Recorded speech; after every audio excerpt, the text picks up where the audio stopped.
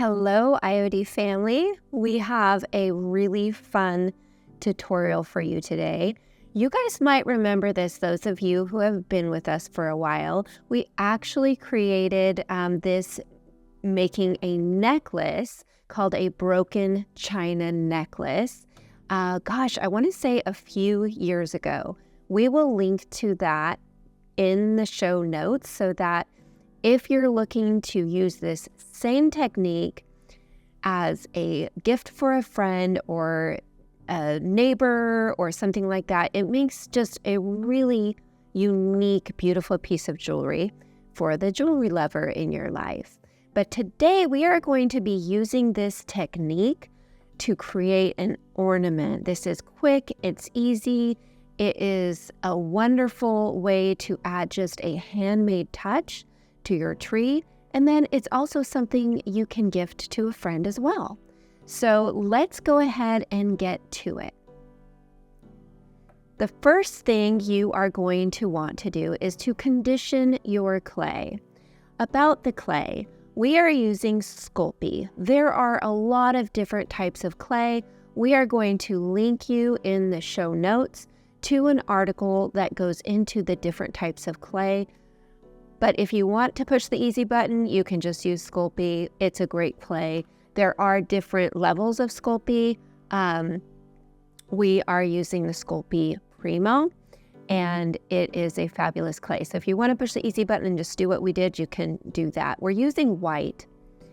What you're going to want to do is warm up the clay by working it with your hands. What that does is it just softens it enough to where you can then roll it out.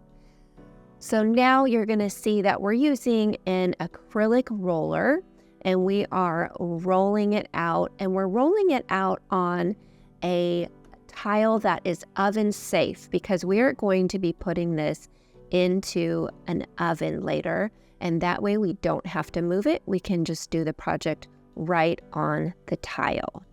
Now, you're going to want your ornament to be at least an 1/8 inch thick, but you can go thicker if you like. The polymer just kind of responds differently depending on the thickness, as you can imagine. So it just depends on really what you're looking for. But make sure it's at least an 1/8 inch thick.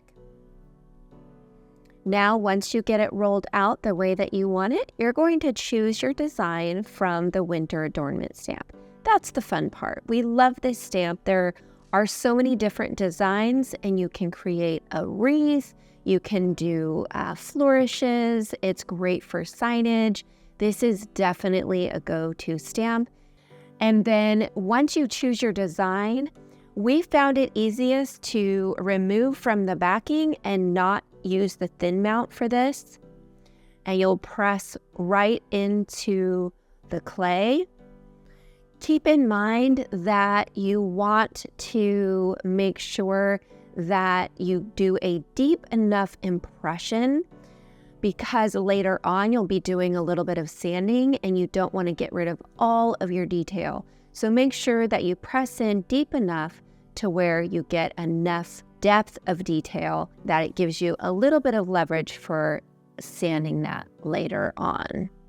Once you have a design that you're happy with, you come back in with a cookie cutter. We used a 3-inch circle cutter, and then you can just kind of use it to put over the design and frame it the way you want it. Press down, and then you have your circle.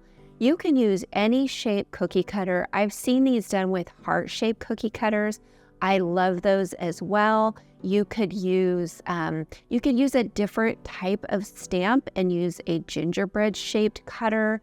There are a lot of different ways that you could do this. You can take this technique and make it anything you want. That's what I love about techniques like this. They're so versatile that you can apply them in a lot of different ways.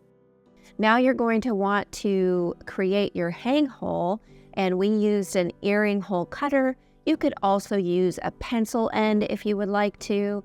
You just want to make sure that your hole is large enough to where you can pull ribbon through at the end.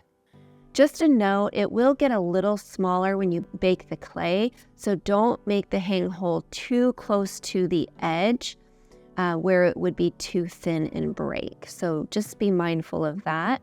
Okay, so now we are going to put this beauty into the oven. You just want to preheat your oven according to your clay manufacturer's instructions. Our Sculpey clay required 15 minutes of baking at 275. All right, once done baking, you're just going to allow your clay to cool completely.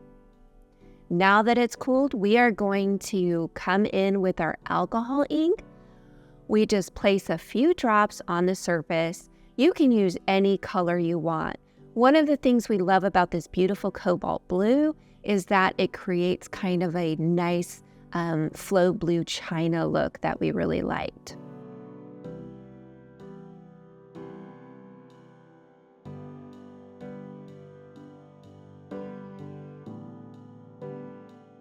Okay, once you have it all into the design there, you're going to wipe off any excess ink and let your project dry completely.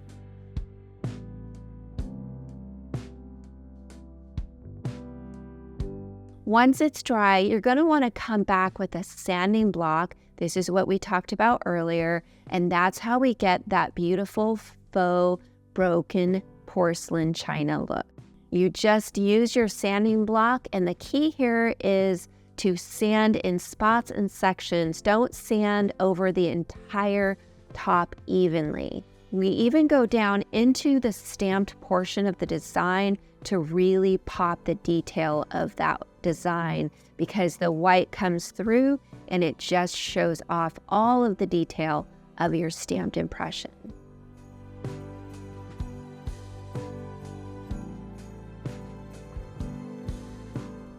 Once you're happy with your results, it's time to seal.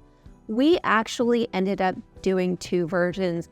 A lot of these tutorials, when we're doing them, we are experimenting at the same time. So we like to just share that with you guys. And we used Modge Podge in this one, but off camera, we used a Semi-Gloss matte poly spray sealer. So we did both, we liked both, but we liked the Semi-Gloss results better because it looked more like china. All right, you guys, that's it. I really hope that you enjoyed this tutorial. We loved making it for you, and it's just a really fun technique to try in a lot of different ways, not just for Christmas, but for jewelry making, and even little wine charms. Check out our YouTube channel for more of using this tutorial and this technique. It's a fun one. All right, guys, Merry Christmas.